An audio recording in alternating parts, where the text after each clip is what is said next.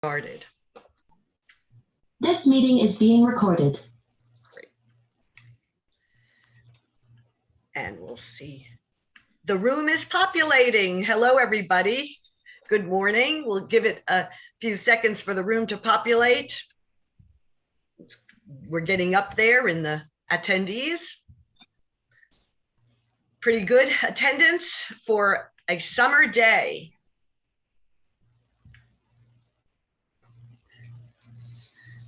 Good morning, everyone, and welcome to the Alliance of Delray Residential Association's meeting this July 6th, 2022. We're having a great meeting today. We're going to hear from our first responders for a few and elected officials with a couple of updates. And then we're going to hear from Senator Berman and Representative Skidmore discussing our insurance issues, our property insurance issues, like how high can it go? Everybody did receive, our members, this month's edition of the Alliance Connection. And there is so much information here about development and about also in insurance to start you off on understanding the insurance issues too.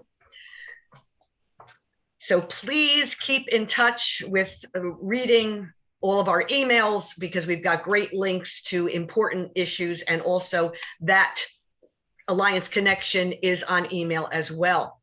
Right now, we're going to start off with our Lieutenant John Wink from the PBSO, and I'm going to spotlight him. Great to see you this morning. Thank you for coming. Can we please have an update? Yes, good morning, everybody. If I haven't met you, my name is Lieutenant John Wink. I'm the District 4 Executive Officer. Captain Sant is on vacation, and he should be returning next week. So I'm going to give you a little brief from our office, what our latest initiatives are, the latest scams our detectives are working, and some community outreach events we've been participating in. District 4 implemented a hotspot summer initiative designed to deter and combat property crimes, mainly vehicle burglaries, stolen vehicles during the summer. This initiative is running from June 1st all the way to August 1st. We're gonna really focus on traffic enforcement, providing high visible proactive patrol in the communities and shopping plazas, utilizing unmarked patrol vehicles, traffic cars, and bike patrol. So far, I'm pleased to announce that the initiative has been very successful. We're about a month in. Traffic stops are up 72%. Deputies have conducted over 600 traffic stops and issued 138 citations, which has resulted in traffic crashes are down 18% during this initiative. Vehicle burglaries are down 20%, and there's been no reported stolen vehicles during this initiative. A notable case I'd like to share with you is a business burglary that happened at the Palm Beach Liquors store, where an individual broke into the business, broke into the register and took lotto tickets and set liquor bottles on fire. Well, he was captured on video surveillance. Our District 4 detectives did an outstanding job, identified him, and we made an arrest. So that was a real good teamwork effort on our part to get this guy. Some of the scams that we're currently working in the district, and just want to make sure you guys are aware of, mostly all of them have one thing in common. They're all starts with a phone call or an email to the victim with a good story stating that the victim possibly is overdue on payments or their accounts are locked. And one of them, which has been a computer scam where the suspects ask the victims to download certain apps on their phone or their computer called Team Viewer.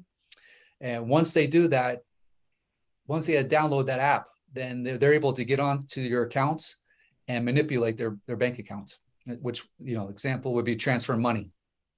Another scam that we've been working is Bitcoin ATM scams, where the victims are being asked by suspects to withdraw funds from their bank account and then deposit them into a Bitcoin dispenser.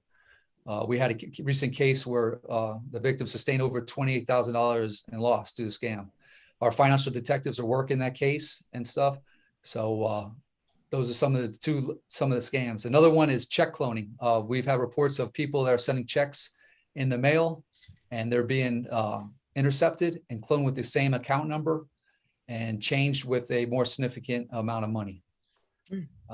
So those are some of the scams that we've been working, our detectives. If you guys need our VAST team, our volunteers, volunteers against scams teams, they'll come out to your communities and give a presentation on how to prevent being scammed. We just did one in the bridges. We had a nice little turnout, and the feedback we got, that they learned some stuff, and it was very beneficial. A community outreach program that we've been involved in. We partnered with Jacob Shoes, and we provided shoes to the migrant workers at the Peanuts Country Store. We had a nice turnout, and it was very a great event. That is all the updates I have. It's a pleasure meeting y'all, and if you need anything, I'm available. Thank you. Well, thank you for that excellent presentation, and that will be in our meeting summary for sure and go out to everyone. Plus, this is also being recorded and will be on YouTube. Well, next, we're going to spotlight Chief Bill Stansberry. Hi, for an update from our Palm Beach County Fire Rescue. Good morning. Hi, good morning. My name is Bill Stansberry. I'm the District Chief of Battalion 4, which is Delray Boynton areas. We currently have 8 stations in Battalion 4, and we're actually going to be building 2 additional stations in the area because the population is growing and call volume is increasing. Battalion 4 in the month of June ran over 1,000 more calls than any of the other battalions in Palm Beach County Fire Rescue. So it's a very busy area and lots of population, and people are staying year round, and no longer the snowbirds are here all year round now. So some of the stations in the Alliance area, we have Station 42, which is the Battalion 4 headquarters, ran 424 calls. Station 45, which is over on Linton and Jog near Kings Point, ran 590 calls. That was the busiest station in Battalion 4 for the month of June. And generally they're the busiest station throughout the year anyway. And then finally, Station 52, which is on Military Trail south of Linton, is they ran 140 calls for the month of June. So definitely getting higher call volumes, more people are here. So we have 2 new stations that are hopefully going to be built in the area. Station 49, which will be out on Lyons Road, north of Atlantic. That'll help the neighboring stations too, because we don't have to respond into that area as much. So that'll allow the stations to be in their areas more. And then also Station 40, which is going to be a little further north on Military Trail up near La Chalet area. But that'll also help with the call volume for other zones, because the units will be in their response zones. They won't have to go to other zones to cover their areas. So we're also doing multiple new hires. We got classes going on now to get more firefighters and recruits out in the field to help out with the higher call volumes. So we're here to help, we're ready to help, and we're excited about the future. So thank you, and look forward to seeing you all next month. Thank you for your update. And yes, next month, we are going to be on Zoom again, and it's going to be another incredible meeting all about transportation and our infrastructure there. And we will be having the acting executive director of the Transportation Planning Agency here next month to speak to that issue. We now have the vice chair of the school board, Karen Brill, to give us an update. So good morning, everybody. And first, I want to start off by saying thank you to all the volunteers from the Alliance of Delray who volunteer in our schools. We appreciate all of you. And I apologize, I have a dog whining in the background, so trying to keep him quiet. You may have noticed that school is out. We're on summer break, but not for long. As all of you know, school starts very early in Florida. And so our teachers actually return a month from now on August 4th. And our students return on August 10th, but they're enjoying holiday. It's been the first time in years that families have been able to travel. For those that are still around, School Food Service is continuing to offer free meals during the summer at various locations at schools and libraries around the county. The sites for summer school or summer programs are open for children 18 years of age and younger to receive free meals, and there's no identification needed. But the children who visit a school or library that serves meals must remain on site while they eat. This is not our choice. Parent pickup as well as grab and go options are not available because they're no longer allowed by the United States Department of Agriculture. So if you know any families who need to have their children be able to go and have free lunch or free breakfast, you can go on our website, which is palmbeachschools.org, or contact me. And finally, we are continuing to update our school facilities and enhancing school safety over the summer. So even though school's out, you're going to see a lot of work going on. And I'm sorry that Harley has decided to join me today. But I want to wish all of you the best for the rest of the summer, and I look forward to seeing you next month. Well, thank you for that update. It's so nice to see that things still are happening during the summer for the children, and that's really a great job that you do on the school board there, sitting so long and listening to so many people and all the issues that you handle. Thank you very much for all the work you do. Well, now we are going to, everyone, just to let you see me here, presenting our two speakers this morning. The first one, Senator Berman. Okay. She was elected to the Florida Senate on April 10th, 2018, and re-elected subsequently. And from 2010 to 2018, she was a Florida representative. So she has been working for us for a very long time. We're going to add the spotlight of Representative Kelly Skidmore. From 2006 to 2010, she was our representative, and she came back again, re-elected in 2020. And she's been also working on so many issues for us. Both of our elected officials here deal with the quality of life issues, health, environment, roadway concerns, and now we are really concerned with our insurance. So we're going to hear from Senator Berman and Representative Skidmore then. And also, if anyone from the attendees listening and watching can please, if you have any questions, write in the Q&A. We'll be watching that Q&A at the bottom of your screen, the Zoom screen. And if there's some questions that can be answered, we can address them to either of our elected officials. So go ahead and take it away, Senator Berman.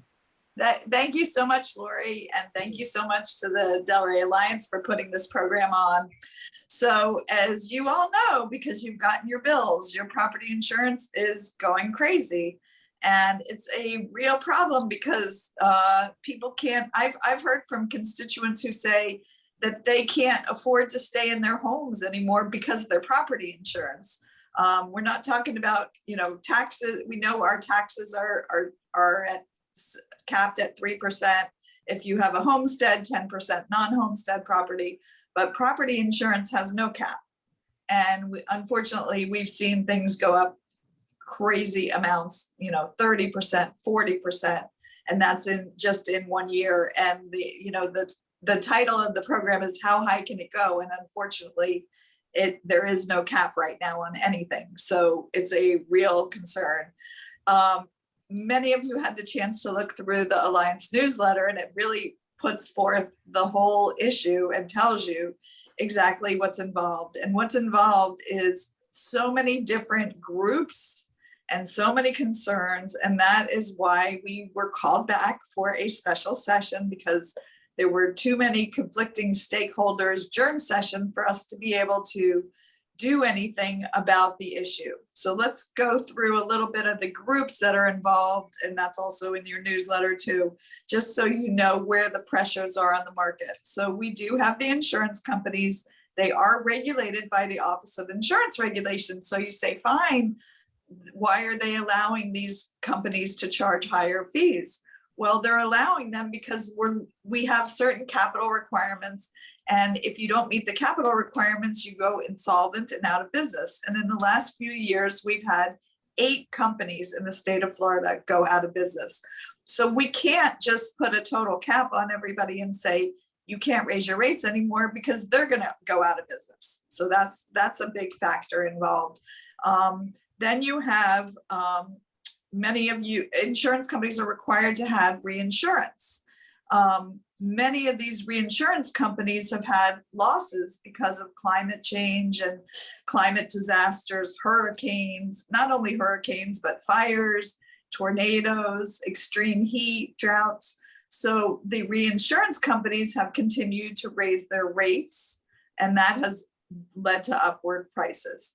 You also have claims that are being filed. Some of the claims are potentially unscrupulous, and we're trying to get rid of the unscrupulous, but keep the good actors involved, because there are all of us have, hopefully never, but a lot of people have insurance claims if you have a roof leak or when we have a hurricane and we have damage. So what's happened is you have these roofers who are going out there knocking on people's doors saying, I'll go up on your roof and I'll get you a new roof, even though maybe you don't need it. Maybe it's not time. So we tried to limit that also. We tried to say, you can't be out soliciting as much. And the roofers and that was in last year's bill, the roofers brought a lawsuit, and they were successful because they said it violates their First Amendment rights to go out and talk to people. So that's a problem. And then the attorneys who are bringing the claims, there was a multiplier for the attorneys when they were successful, and that was another issue. So we tried to address a lot of these issues during the last special session that we had. Kelly, Rep. Skidmore is going to speak after me, and I don't want to take all the thunder away from everything, but we actually did vote differently on the bill. And I will tell you, I struggled with this bill the entire time we were there. It was only a couple days, but I went up there with the idea, like, we need to do something. I want to do something for my constituents. I want to do something that's going to make a difference, that will lower people's property insurance. And we talked to the bill sponsor on the floor in the Senate, and we said to him, is this bill going to make a difference? Is it going to lower people's property insurance? And his answer to the question was, it may make a difference in 18 months and it may not. He said the earliest you'll probably see a difference is 18 months, and you may not even see a difference at all. And I listened to all the debate and I struggled. And in the end, I actually voted no, mostly because of that one answer. If we're not going to make a difference, and we're going to be using taxpayers' money, then I couldn't support it. But in my heart, I am hopeful. I am hopeful that that bill we passed makes a difference. And I'd love to be proven wrong. I really would like them to see that the rates do start to drop. So I'm going to flip it to Kelly and let her talk a little bit more about the specifics of the bill that we passed. And then I think, Kelly, we should talk a little bit about Surfside, because we're dealing with community associations here. So go ahead and we'll flip it to you, and we'll go back and forth a little bit. Great. Thank you so much, Senator. You really covered a lot of ground and a lot of the concerns that our constituents are feeling. In some cases, it's not even that you can't afford your insurance. It's that you can't find any that you can even pay at any price. And that is untenable. One of the things that we did during the last special session was to create a fund that the insurers could use for reinsurance to subsidize their reinsurance. When you have 8 different insurance companies leave your state in 2 years, you've got to do something to stabilize the market, because without them, nobody has insurance. So we did that. We provided this additional benefit to the insurance industry. And that's where we all had a little bit of discomfort, or what we call heartburn, because we don't know if that will ultimately result in a reduction of premiums to our constituents, which is what we were all after. So the main reason why I voted yes is because I felt strongly that we needed to do something. And when the insurance companies become have their rating reduced, they have their actuarial soundness challenged, then they become insolvent because they can no longer provide what they need to provide. They don't have the capacity to pay out claims if they can't get the reinsurance. I know this is an issue that I think most people find very complicated, and it can be. But at the end of the day, if we have no insurance companies in the state of Florida, we definitely don't have any insurance. And so that was one of the overarching reasons why I felt that we had to do something. We also do have a very big issue with fraud. We did pass legislation a couple of years ago to address fraud. We need to give that some time to be able to catch up with some of those actors, and also litigation. That, you know, for a lot of insurance companies, it's cheaper to pay the claim, and when you don't think that it's a legitimate claim, then actually go and take it to court. There are law firms throughout the state that specialize in this, and so it's like a cottage industry. And I think that homeowners often feel like, look, I have paid my premiums for 20 years and never had a claim, and now I need a new roof, and the insurance company should pay for it. But homeowners need to understand that your insurance premium is not a savings plan to buy a new roof after 20 years. And the cost needs to be proportionate to the life of the roof. And I think one of the things that I filed amendments on, and I know a lot of our colleagues filed amendments that unfortunately did not pass, that would have, we felt, provided more immediate and direct relief to homeowners. But I thought we need a disclaimer on insurance policies that allows people to understand, because this is sometimes an intimidating issue, that your insurance premium is not a guarantee that you're going to get a new roof at any point in the life of your roof. So we did do some things with proportional cost. That was part of the legislation that we passed. We also passed in that bill specifics that an insurance company cannot deny a homeowner from buying insurance based strictly on the age of their roof, which they had been doing. So if you came as a homeowner to an insurance company and said, I need insurance, I just got dropped, or, you know, my company left the state, I need insurance. They could previously say to you, well, your roof is more than 15 years old, so we're not insuring you at any price. And so we did put a stop to that. You cannot disallow an insured based solely on the age of their roof. So we did do some consumer-friendly things. We need to do way more. Honestly, we do. Citizens now has 1 million policies, and it's supposed to be the insurer of last resort. And you know, Citizens is all of us. This is our insurance company, and we have to make sure that we don't go insolvent and that we have the capacity to pay the claims as well. So lots of moving parts and pieces. It gets complicated, but I will say, at the end of the day, Senator Berman and I, though we voted differently, our hearts were both in the same place, and that is, we want answers and policies that protect homeowners specifically. One of the things that I have been talking about for a long time, which we have not given enough attention to, is joining a national catastrophic risk pool. Just like flood insurance is inexpensive across the country, because we're spreading the risk of flood across the country. And we need to look at that same situation for catastrophes throughout our nation. And I don't think that we as a state have done enough to analyze that and see what the potential savings and protection are for our homeowners. And then I think, Senator Berman, I'm going to kick it back to you, so I'm not monopolizing the conversation. We can talk a little bit about the Surfside and putting in stronger regulations for condominiums on on how old they are and what refurbishment they need to do. Thank Great. you. Great, thank you. And that was great. And I was actually going to talk about the solution, the one that you proposed. And I know Ron Klein, when he was in Congress, tried to pass that law, and that is the National Catastrophic Fund. And I do believe that is the only solution at this point that we have.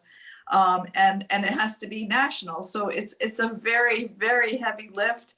But the more we see fires, tornadoes, earthquakes all over the country, because they used to say, oh, it's only Florida with their hurricanes, but it's not only Florida with our hurricanes, and the hurricanes hit all up and down the East Coast. And you know, so really until such time as we all come together as a nation and take a stance on that national catastrophic, I don't know how, you know, how much of an impact we're going to make on insurance rates in Florida.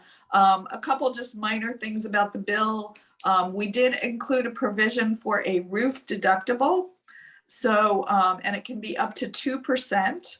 So you may see that in your new policy. If you renew a policy, you may see a roof deductible, just like we have a hurricane deductible in Florida. It's not mandatory. It's up to the company.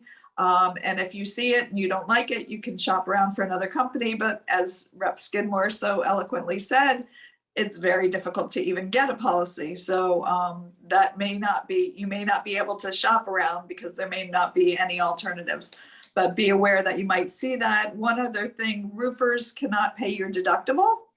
That is in the bill. So be aware of that. If any roofer comes to you and says, I'll pay your deductible, they're not allowed. That is illegal in the new bill. And the amount of reinsurance that we funded for the insurers is $2 billion. It will be done over a 2-year period, and the insurance companies can apply for it as they need it. You know, they'll get it on different amounts. So those are some of the exact provisions of the bill that will be affecting you. So also, let's talk about Surfside, which was great. So that because of we went, those of us who were not in leadership went to Tallahassee and said, we want to discuss Surfside while we're here also. And it's very important, especially for condo community associations, because we've seen community associations rates being raised because as a result of Surfside. And so we said, let's expand the call of special session and let's include this. And it was included. So really happy that we did that. And I will tell you, it was bipartisan and unanimous, I think in both chambers. I'm not sure in the House. I know in the Senate it was, and Kelly's shaking her head too. So in the House also. So what the bill says is every 30 years, there must be an inspection, and it must include a structural engineering inspection. And if that inspection finds that there are problems, reserves need to be put aside to fix any problems, and those reserves have to be spent on what they were put aside for. And then every 10 years thereafter, there needs to continue to be inspections done. If you're within, I believe it's 3 miles of the coast, you start the inspections at, it's either 3 or 5 miles of the coast, you start the inspections at 25 years instead of 30 years. So we're starting to see now, as the community associations insurance are coming up, that their rates are higher because of Surfside. And that's probably going to be for a while until all those buildings get inspected, all those reserves are put away, all those items start being fixed. That there's not much, eventually the market will even out, because eventually everybody will have the adequate reserves and be able to do that. For now, we're probably not going to see much in terms of benefits or savings because of it. But hopefully the fact that we put this law in place just now and you know, for the Florida legislature to act within a year is pretty quickly. So for us to put that law in place and get that ready, I think that was a real positive. And I'll kick it over to Kelly to.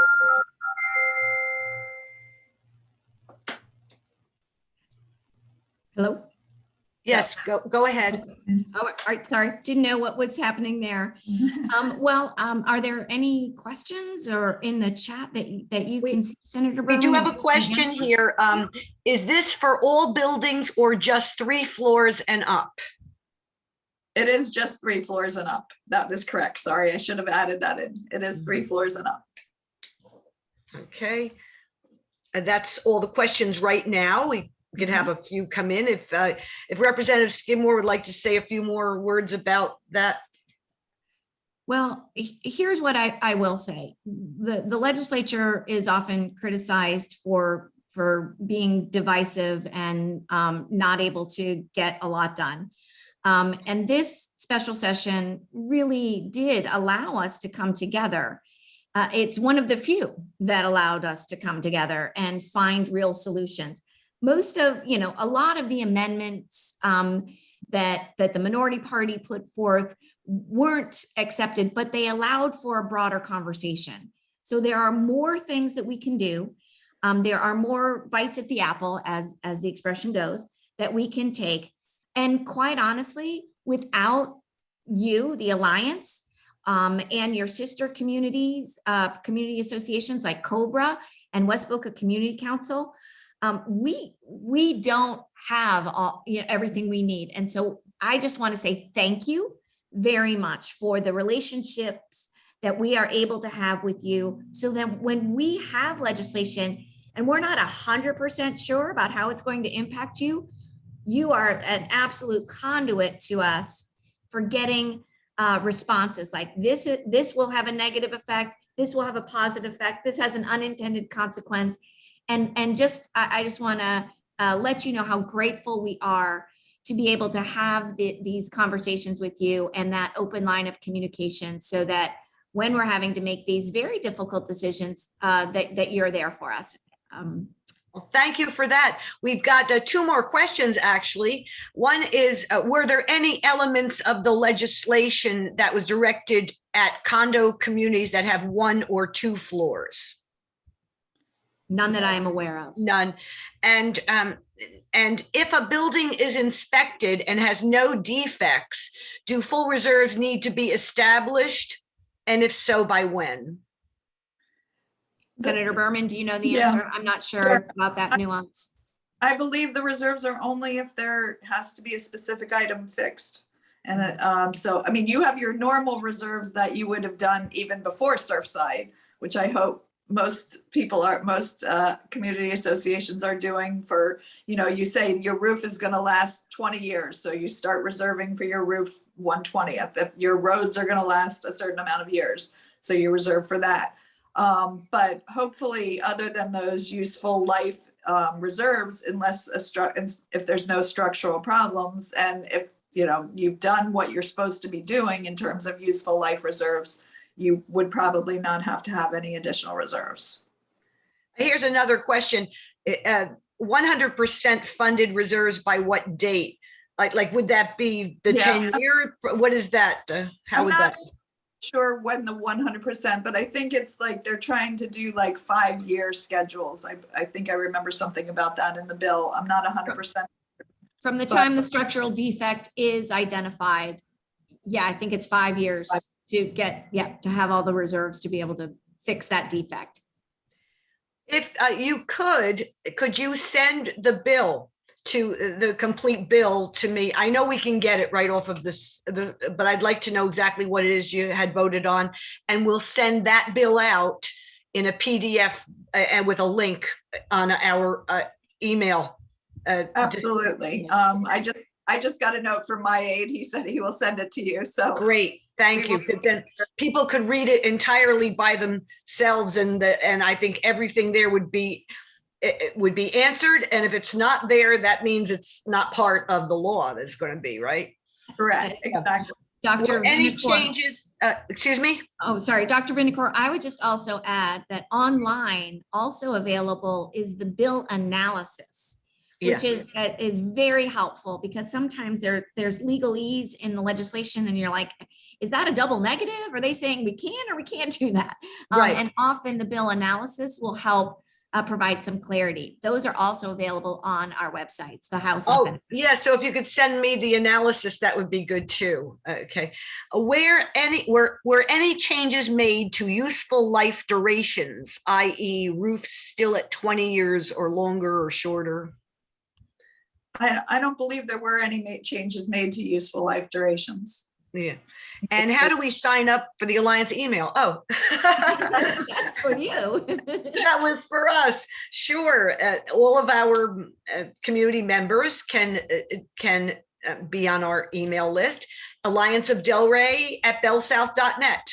All one word, Alliance of Delray at bellsouth.net. And that's how you can then ask to be applied to the distribution list. I don't see any other questions. Can we have a wrap up? Yeah. I want to add a couple things. Yes. So, and I totally agree with what Rep. Skidmore said about you guys giving us the input. And I'll tell you, I came home after we passed the bill and I went to talk to, I think it was a Rotary Club actually. And I always feel like people feel like the attorneys are the villains here, the attorneys and the roofers and the adjusters. You know, we didn't even talk about the adjusters. They're also involved in this issue. And someone came up to me at after the meeting and said to me, you know, I won't name names, but they said, this is specifically to deny claims. And that is their first response all the time. They will deny your claim and you have to get an attorney and you have to proceed that way. So it was very interesting for me to hear a different perspective. And that's the kind of things we need to hear from you guys. If you see like an insurance company is denying your claim and you realize, wow, maybe the attorneys and the adjusters aren't the bad guys, which is how it's portrayed a lot in Tallahassee.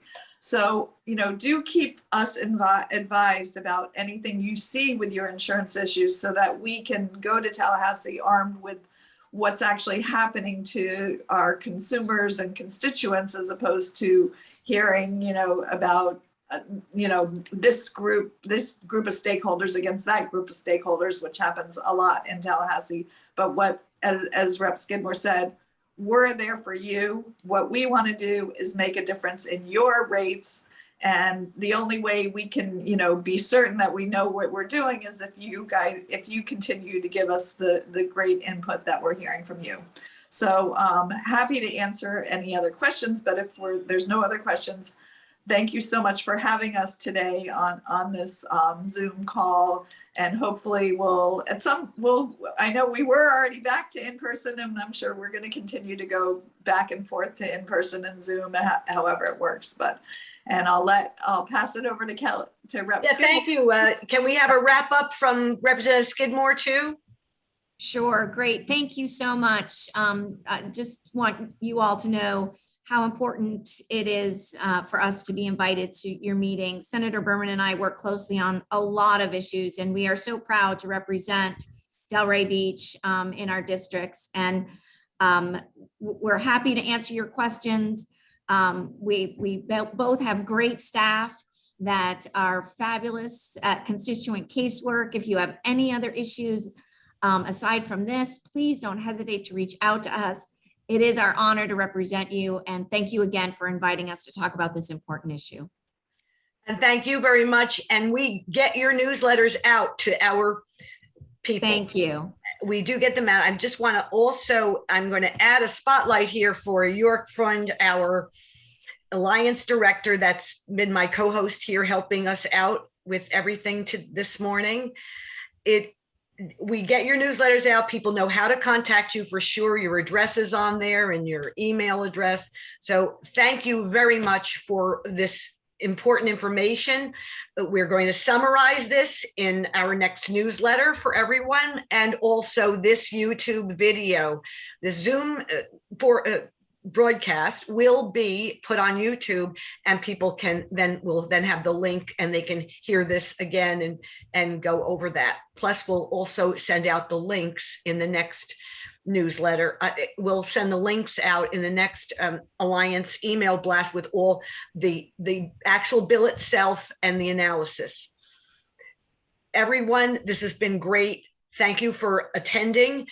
And remember, next month, the first Wednesday of August, we will be having a Zoom meeting on the infrastructure, the transportation issues that we are having here, especially Atlantic Avenue, State Road 7, 441, and all of the collateral roadways there with our Transportation Planning Agency Executive Director.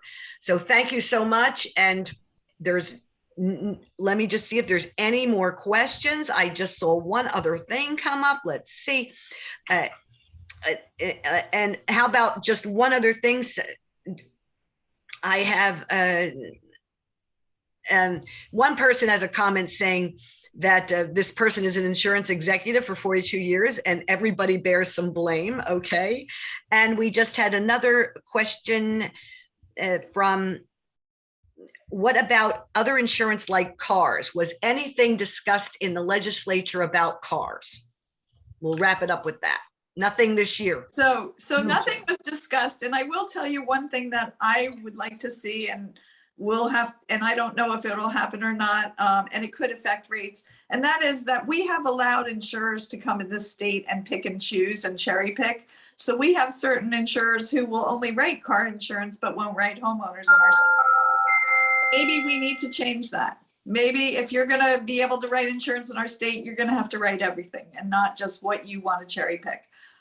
That's a tough argument, and it's a tough, it's going to be, it's been discussed before, but Yeah, nobody forces the issue, but it is something that we might need to look at.